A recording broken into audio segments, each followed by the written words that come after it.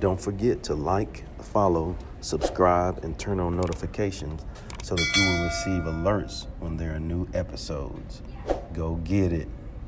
That's what I tell them. Look, I've been grinding for so long, I wake up and chase my goals. I go out and I go get it. How to code, that's all I know. I don't succeed, then I don't breathe. Success, what does it mean? If I conquer all my goals, then I'm living out my dream. Dig deep, go out and get it. Success Chronicles. Compete until it's finished. Success Chronicles. Go take care of your business. Success Chronicles. It's deeper than just winning. Success Chronicles. Hey, what's up, everybody? This is Chip Baker coming to you with another episode of the Success Chronicles. And I am truly excited about this episode to have Dr. Loren Blanchard on with us, an amazing man that's doing some great things to make a positive difference in our world. And just excited to highlight him and his journey and some of the great things that he has going on at his university. And so first off, Dr. Blanchard, thank you so much for taking the time to interview with the Success Chronicles. Thank you. Thank you so much for having me. Yes, sir. Well, let's dive into it. I know off air, we talked about your journey, your incredible story, some of the things that you're super passionate about with what you do in education. But if you don't mind, just share with the audience a little bit about your background and your journey so they have an idea of who you are and what it is you do. Yeah, absolutely. I'm Loren Blanchard. I grew up in Lake Charles, Louisiana, and where a rural community that now seems to be flourishing more as a city as I've grown older. But the reality is that I had just wonderful parents who really believed in the power of higher education. They themselves were not fortunate enough to be college educated, but they made every sacrifice imaginable to make sure that my sister and I had every advantage for the best quality education, K through 12, and then on into college as well. And that, with that, it was also just an opportunity as well for them to really not only underscore the importance of education, but as my father would say that all the time, is that he wanted our lives to be better than theirs. And frankly, growing up, our lives didn't seem so bad, right? But as we grew older, we saw that it was because of all those sacrifices that they made, Yes, sir. that, we had no idea that life was as good as it was because of those sacrifices. And so, with that, it afforded me the opportunity to complete my baccalaureate degree at Xavier University in New Orleans, my master's degree from McNeese State University in Lake Charles, and then went on to get my PhD from the University of Georgia. And it was right after that I moved back to New Orleans and began working in higher education. And this is my 34th year. I've had a trajectory where obviously I started as a college professor, assistant professor, and then move up the ladder. And I've worked at a number of different universities, majority of those in leadership roles, including California State University as the Vice Chancellor for Academic and Student Affairs, and also now as president of the University of Houston downtown.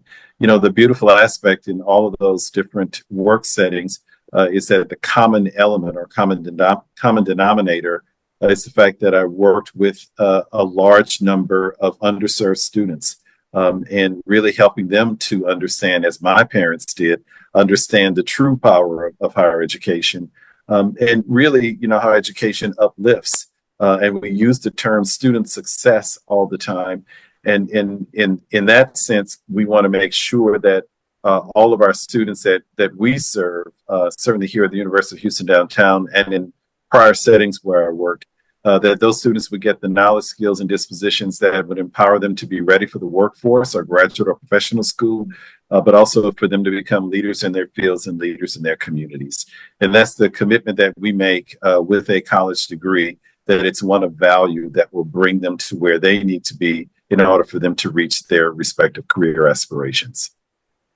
I love that so much. Just hearing you, discuss your journey and the goals set out with the places that you've been, the universities that you've been, and then it made me reflect on my, educational journey. And college is life changing. Mm-hmm. And it is. and it's a blessing when you can have people around you that understand how life changing it is, and Mhm, then mhm. pour into you to mentor you to help guide you in the right direction. And that's such a blessing to have that. Without a doubt. And then it also empowers you then to know your responsibility to pay it forward, right? Hmm. Because you know that you had those that whose shoulders you were standing on to get you where you needed to Yes, be, and sir. that there are so many others who need that same kind of lift in order to get them where they need to be. And then it becomes a beautiful cycle that it just continues and continues. And then I'm gonna even add on that. I think it becomes infectious and contagious too, Yeah, right? yeah, yeah, Because yeah. it's exciting when you have those people that do those things, and you want to just continue to spread that joy, if you will, Mhm. of education. Well, just hearing you Agreed. talk about your journey, um, the amazing universities that you've been, the Mhm. experience you've had, what are three things that you've accomplished along that journey that you're proud of? Oh, wow. Um, I'll say first is acquiring the terminal degree. I mean, it's been years ago now, but that was a major victory in terms of understanding how it provided then opportunities for me to be able to circle back and to give to others. And when I say give to others, the whole gift of education, understanding just how important education was and still is, and then that doctoral degree then enabling me to be in roles such as what I am now, in order to bring about a greater sense of generational change. That education changes generations of people, and that's not lip service. That's what we absolutely see in terms of what occurs with the students who graduate from our universities, and then go on to have children who then also become college educated themselves. And then, as I said, that cycle just goes on, which then empowers them to really become those leaders in their communities where they're always giving back to bring others to a place where they need to be. So that's one. Secondly, it's just the opportunity to prepare when I talk about becoming leaders.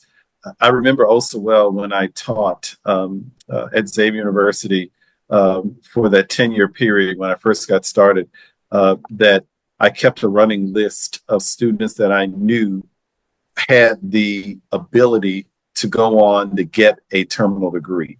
And I was Mm. teaching undergrad courses. And so I kept a running list. It probably was about 30 or 40 different students out of all the students that I taught. They were like the creme de la creme. And as I kept up with those students, all of them have achieved either terminal degrees or professional degrees. And it's been just heartwarming to stay in communication with them and to see the great work that they're able to achieve with that terminal degree in hand. And then the third piece is just really seeing how many students that have graduated, uh, either directly because I taught them or because I was in the leadership role, where they have climbed the social mobility ladder, meaning that the salaries that they now receive exceeds the salary of the families where they grew up. And that's not just for the sake of economic well-being. It's really also for the sake of knowing that many of these individuals not only take care of their immediate families, but they give back to their extended family members as well. But also in terms of the impact that also has on their ability to give and to improve their communities as well, for which most of the students that I still keep in touch with, they do just that and understand their responsibility there with them. So good. Um, I'll just say that, just hearing you say that, I'll just say that those students were blessed to have you, to have Well, I someone in their appreciate that. life. Yes, sir. Someone in their life that cares enough to ensure that for them. Mhm. And I think that it's a blessing when we can have that. It's so good. Um, Again, hearing you talk about your journey, hearing you discuss the things that you're proud of, and the amazing things that you're blessed and fortunate to achieve, I would consider that to be hugely successful. So let's hit on success. What is your definition of success? Wow. Um, I would say, and you've heard me use the term the just a few minutes ago, and it really is, my definition is success is reaching a point in your life where you understand that what matters most is the ability to uplift others, and that really becomes your primary motivation to create every pathway that you possibly can to make the lives of others better. And you know, I'm 62 years old, and that's where I stand right now in terms of what success means for me. It's not about making the money. It's not about you know, climbing the ladder in terms of career and you know, reaching higher and higher levels. It really is in everything that I do, and what I see in others, what they do to make lives better for others. So good. Well, let's get to UH downtown. Yes, You have a special. This is a special anniversary year, it is. and you have some special things going on. Mhm. If you don't mind, just talk a little bit about that. You know, the anniversary and some of the things that you guys have going on there. So this is our 50th year anniversary at the University of Houston downtown, and you know, with that, there's been obviously lots of accomplishments that have been made over the past 50 years. Of course, I can't state that I was the one making all of those. I've been here as president for going on 4 years now, and but you know, just standing on tall shoulders yet again for those who preceded me and really build a strong foundation for this university that I have the great responsibility of building upon, and that, you know, with that, we've been really focused on this excellence and making sure that all things that we do, certainly in the academic realm and beyond, that it's all within the spirit of excellence. We also spend a lot of time with engaging our community, engaging the downtown area and the downtown district, and then also really expansion, trying to make sure that we know with our campus master plan ways in which we can increase our footprint throughout the downtown area as well as within the warehouse district. And so looking at ways that we can provide student housing, looking at ways that we can create like a convocation center, especially within the warehouse district area. And that more importantly, you know, really looking at ways that we can continue to be an anchor institution and understanding what our role is in helping the city of Houston to become better and better, especially in areas where we know that there are problems. Homelessness, although we've made a lot of headway here in Houston, we know that we still have a road to travel. And what role can we play at UHD in traveling that road in order to resolve even further some of the homelessness issues and mental health issues that we see there within, is but one example. But you know, that's what we really have been celebrating, and also in addition to celebrating, creating the path forward. What does year 51 look like and 52 look like for the university? But in that celebration, there have been two major fundraisers that we've had. One we've already had, and that was our gala, which was this past Saturday night. And we had just a wonderful time with friends of the university who came in, and not only in terms of music and revelry, but just a good time where we were able to showcase our students and show all the great work that they do on a regular basis, and the support that our friends of the university had for them in order to make sure that these students are able to reach the finish line with a degree in hand. We've got another event that's forthcoming that I'm really excited about, and that is we are going to be hosting Terrence Blanchard in a live performance on Saturday, November 9th at the University of Houston's Cullen Performance Hall. You probably are guessing are asking, is there any tie-in with the fact that my last name is Blanchard and that we are inviting Terrence Blanchard to come? Yes, we are second cousins. My grandfather and his grandfather were brothers. We grew up in two different cities. However, I grew up in Lake Charles, as you heard me say earlier. He grew up in New Orleans, Louisiana. Our parents spent a lot of time together. And Terrence and I probably spent more time together once I actually moved to New Orleans, which is where I got my undergraduate degree from Xavier, and worked in New Orleans for a period of time as well. Is where we really connected and spent a lot of time together.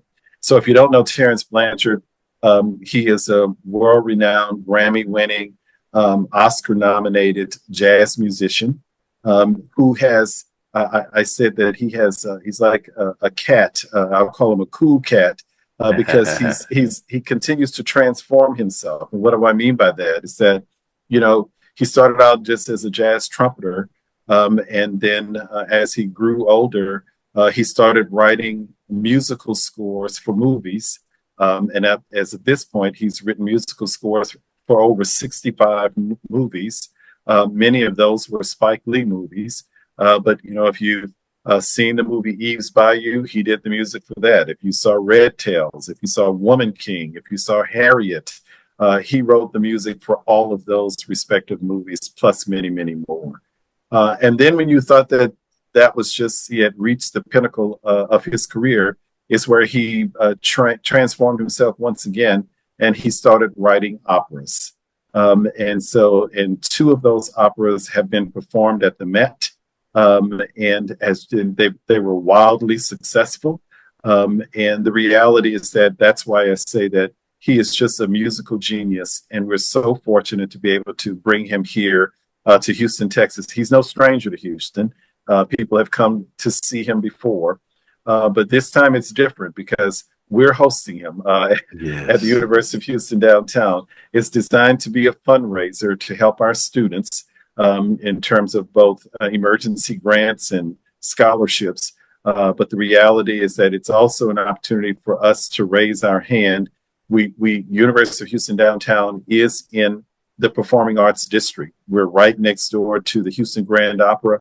We're right next door to Alley Theater as well as the Symphony. And so we're raising our hand here at UHD high to say that we're claiming our responsibility as well in terms of bringing great talent to the city and inviting everyone to come out and enjoy the performance. That's awesome. Well, where do you see the future of the university going? Yeah, good question. A lot of the work that we're doing now is centering on adding in more academic programs.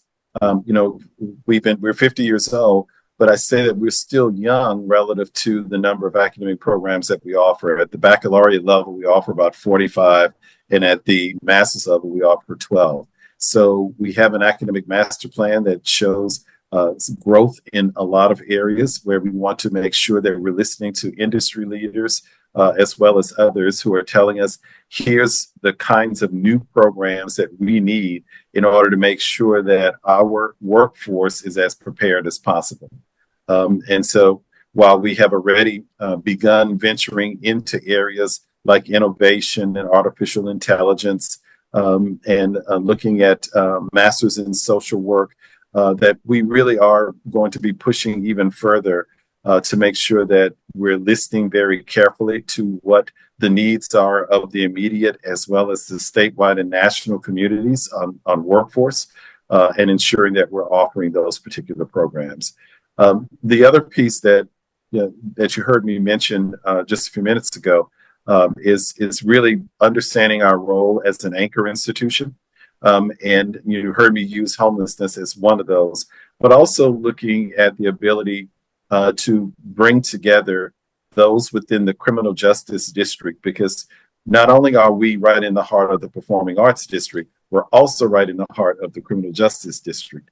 And being able to work closely with the police department, the constable's office, as well as the sheriff's office to look at criminal justice data and analyzing that data very carefully in order to make sure that we can prevent crime but also that we can really establish ourselves as an entity, all four working together to ensure that we've got a lot of trust in public safety as well.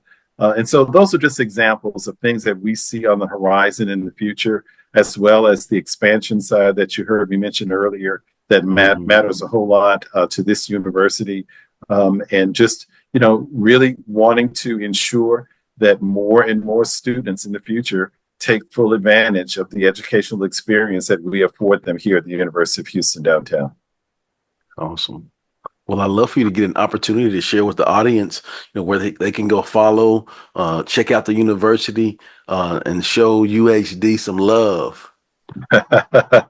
Absolutely. So the easy way to do that, if you want to come in person to come and visit us at 1 Main Street, which is right at the foot, if you will, of the downtown area. But we also invite you to get to know us better through looking at our website. And we can be accessed at www.uhd.edu,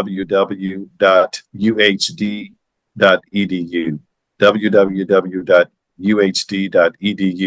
Now, if you're interested in learning more about the Terrence Blanchard concert, which I know that all of you are, that we want to invite you to also go to our website, and you will go to www.uhd.edu/concert.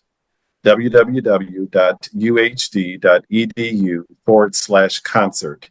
And you'll learn all the information about how to obtain tickets, how to get to the site of the actual concert, and more importantly, you'll just get to learn more about who Terrence Blanchard is. Awesome. Well, again, I just want to say thank you so much for taking the time to interview with the Success Chronicles. Truly appreciate it, and I wish you continued success. Thank you. And it's all my pleasure, Mr. Baker. You just really have brightened my afternoon with this interview. So thank you so very much. Yes, sir. Well, thank you. And thank you guys for checking out this episode. We'll see you next time. God bless. Go get it.